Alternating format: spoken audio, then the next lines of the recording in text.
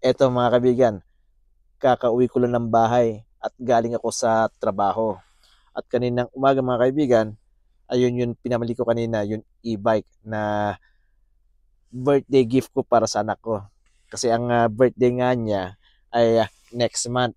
Kasi nung last year, summertime, gusto talaga niyang bumili ng e-bike. Ayun, at pinipigilan ko lang siya. At ngayon, nasa bahay na siya ngayon dahil tapos na rin ang trabaho niya at tatawagan ko ngayon. Ayan, naririnig yung mga kaibigan.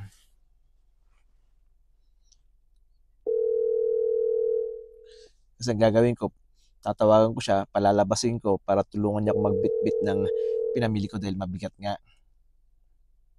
Oh, ang gagawa mo?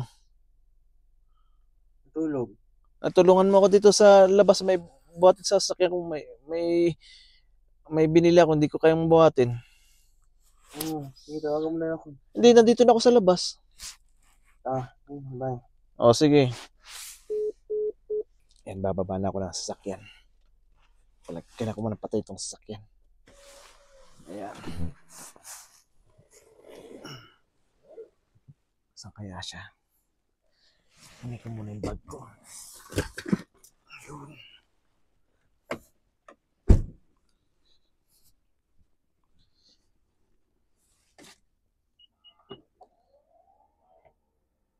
So, ito mga kaibigan, pinamili ko kanina yung e-bike. At tapos yung mga drinks. Ayan. Tapos ito rin mga kaibigan kasi nga on sale siya kanina. Ayan. Ayan. Tulungan mo buhatin. Kita mo to, nakasale yan. Ba't ka nakachinelas?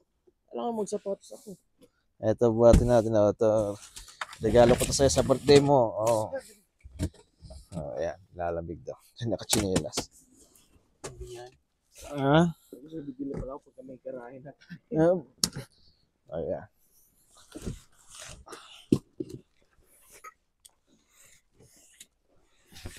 Umuulan pa rin ng yelo mga kaibigan. Etong electric bike or e-bike mga kaibigan, ang model name nito is Lectron C5-12 at ito ay yari sa bakal. Ang battery voltage pala ito mga kaibigan is 36 volts. Ang maximum range niya is 18 to 25 kilometers. Ang maximum speed niya ay aabot siya hanggang 25 kilometers per hour. Ang net weight nito ay 15 kilograms. Ang maximum loading niya is 120 kilograms. Ang climbing angle niya is 7.2 inches at ang screen niya is LED. At ang tire size naman niya, harap at likod, ay 12 inches. Ang brake mode niya sa likuran ay disc brake. Ang charger pa niya mga kaibigan ay AC 110 to 220 volts at ang charging time naman niya ay aabot siya ng 4 to 5 hours. At ang motor power niya is 350 watts at ang battery niya ay 36 volts. Ito na mga kaibigan yung step nut niya. Dito pala ilalagay. Ganyan.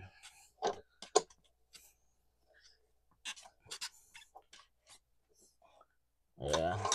So, ito yung tail light niya. May nakaano pa. Ayan, kung mapapansin mga kaibigan. Yan yung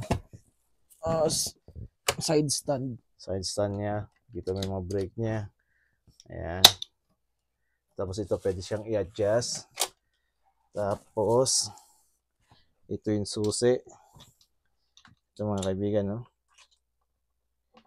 Ayan. Yan siya. Ito rin yung headlight ng mga kaibigan, no? LED. Meron na rin siya yung batingting. Ayan. Tawag dyan. Bell. Ayan, so subukan natin i-start. Dito yung charging port niya. Ayun pala, makita mo yung charge niya. Dito yung pag-charge sa gilid. Tapos yung charging, niya. Ito pala mga kaibigan. Yan yung charger niya. So, dito mo siya ipapasok. Yan. Tapos ito naman yung plug.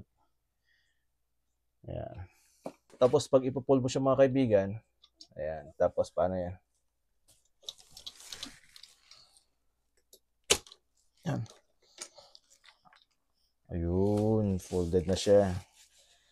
Ayan. Ngayon, gusto kong makita yung ilaw yung headlight niya.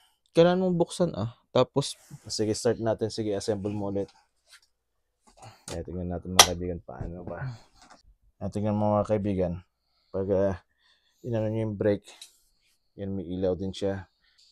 Ayan pala mga kaibigan, pag tinurn on mo pa, sige, switch mo yung ano. So, ayan na yung ano niya. Ano masasabi mo sa advance birthday gift ko? thank you Yeah. Yung pinag-iipunan ko, nandyan na. Ayan. May problema ko na saan ko ito ilalagay pagkagaling sa labas. So, abangan nyo mga kaibigan na i-break in ko to sa pag wala ng yelo. Kasi ngayon medyo may yelo pa sa labas.